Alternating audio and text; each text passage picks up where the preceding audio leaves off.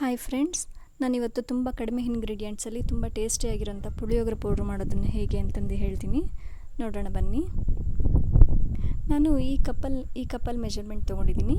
ಈ ಗ್ಲಾಸಲ್ಲಿ 2 ಗ್ಲಾಸ್ ಉದ್ದಿನಬೇಳೆ, 2 ಗ್ಲಾಸ್ ಕಡಲೆಬೇಳೆ, 1 ಗ್ಲಾಸ್ ಧನಿಯಾ, 1 ಗ್ಲಾಸ್ ಕರಿ ಎಳ್ಳು ತೊಗೊಂಡಿದ್ದೀನಿ.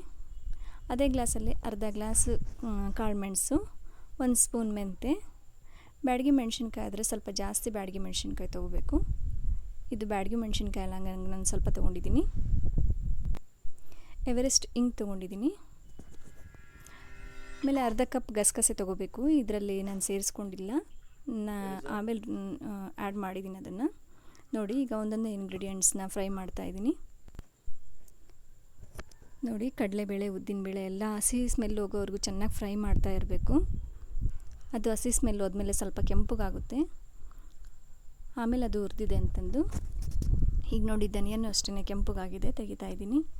ಅದೇ ರೀತಿ ಎಲ್ಲ ಇಂಗ್ರೀಡಿಯೆಂಟ್ಸ್ನು ಚೆನ್ನಾಗಿ ಫ್ರೈ ಮಾಡ್ಕೋಬೇಕು. ಈಗ ಫ್ರೈ ಮಾಡ್ಕೊಳ್ಳೋದ್ರಿಂದ ಪೌಡ್ರು ತುಂಬ ದಿನದವರೆಗೂ ಇಡ್ಬೋದು. ಏರ್ ಟೈಟ್ ಬಾಕ್ಸಲ್ಲಿಟ್ಟರೆ 6 ತಿಂಗಳವರೆಗೂ ಸ್ಟಾಕ್ ಮಾಡಿ ಇಟ್ಕೋಬೋದು. ನಮಗೆ ಬೇಕಾದಾಗ ಮಾಡ್ಕೊಂಡು ಊಟ ಮಾಡ್ಬೋದು. ತುಂಬ ಅರ್ಜೆಂಟಲ್ಲಿ ಮಾಡಬೇಕು ಅಂದರೆ ತುಂಬ ಟೈಮ್ ಹಿಡಿಯುತ್ತಲ್ಲ, ಹಾಗಾಗಿ ಈ ಥರ ಮಾಡ್ಕೊಳ್ಳೋದ್ರಿಂದ ತುಂಬ ದಿನಗಳವರೆಗೂ ಚೆನ್ನಾಗಿರುತ್ತೆ. ನೋಡಿ, ಎಲ್ಲ ಆದಮೇಲೆ ಲಾಸ್ಟಿಗೆ ನಾನು ಗಸಗಸೆ ಹಾಕಿದ್ದೀನಿ, ಸ್ಟವ್ ಆಫ್ ಮಾಡಿ. ಈಗ ನೋಡಿ, ಎಲ್ಲ ರೆಡಿಯಾಗಿದೆ. ಮೆಣಸಿನ್ಕಾಯಿ ಮುರಿದ್ರೆ ಎಷ್ಟು ಸೌಂಡ್ ಬರ್ತಾ ಇದೆ ನೋಡಿ. ಈ ಥರ ಮೆಣಸಿನ್ಕಾಯಿ ಫ್ರೈ ಮಾಡ್ಕೋಬೇಕು. ಇದನ್ನು ಮಿಕ್ಸಿ ಜಾರಿಗೆ ಸ್ವಲ್ಪನೇ ಹಾಕಿ ಚೆನ್ನಾಗಿ ರುಬ್ಕೋಬೇಕು. ನೋಡಿ, ರೆಡಿಯಾಗಿದೆ. ಈಗ ನಾನು ಪುಳಿಯೋಗರೆ ರೈಸ್ ಹೇಗೆ ಮಾಡೋದು ಅಂತಂದು ತೋರಿಸ್ತಾ ಇದ್ದೀನಿ ನೋಡಿ. ಸ್ವಲ್ಪ ಎಣ್ಣೆ ಹಾಕಿದ್ದೀನಿ, ಅದಕ್ಕೆ ಸ್ವಲ್ಪ ಶೇಂಗಾ ಫಸ್ಟ್ ಫ್ರೈ ಮಾಡ್ಕೊತಾ ಇದ್ದೀನಿ. ಶೇಂಗಾ ಫಸ್ಟ್ ಫ್ರೈ ಮಾಡಿಕೊಂಡು ಅದನ್ನ ಸಪ್ರೇಟ್ ತೆಗೆದಿಟ್ಕೊತೀನಿ. ಹುಣಸೆ ಹುಳಿ ಜೊತೆಗೆ ಅದು ಮಿಕ್ಸ್ ಆದರೆ ಮೆತ್ತಗಾಗ್ಬಿಡುತ್ತೆ. ಅದನ್ನು ಲಾಸ್ಟಿಗೆ ಸೇರಿಸ್ಕೊತೀನಿ ನಾನು. ಈಗ ನೋಡಿ, ಸಾಸಿವೆ, ಸ್ವಲ್ಪ ಜೀರಿಗೆ, ಸ್ವಲ್ಪ ಕರಿಬೇವು,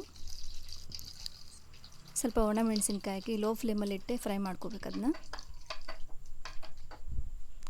ಇದಾದಮೇಲೆ ಸ್ವಲ್ಪ ಹುಣಸೆ ಹುಳಿ ಸೇರಿಸ್ಕೋತೀನಿ. ಅದು ಸ್ವಲ್ಪ ಫ್ರೈ ಆದಮೇಲೆ ಸ್ಟವ್ ಆಫ್ ಮಾಡಿ 2 ಸ್ಪೂನು ಪುಳಿಯೋಗರೆ ಪೌಡ್ರು, ಸ್ವಲ್ಪ ಉಪ್ಪು ಹಾಕ್ಕೋತೀನಿ. ನೋಡಿ, ರೈಸ್ ಆ್ಯಡ್ ಮಾಡ್ತಾಯಿದ್ದೀನಿ. ಅದನ್ನು ಚೆನ್ನಾಗಿ ಮಿಕ್ಸ್ ಮಾಡ್ಕೋಬೇಕು. ತುಂಬ ಚೆನ್ನಾಗಿ ಸ್ಮೆಲ್ ಬರ್ತಾ ಇದೆ. ನೀವು ಒಂದ್ಸರಿ ಮನೇಲಿ ಟ್ರೈ ಮಾಡಿ ನೋಡಿ. ನೋಡಿ, ರೆಡಿಯಾಗಿದೆ ಪುಳಿಯೋಗರೆ. Thank you.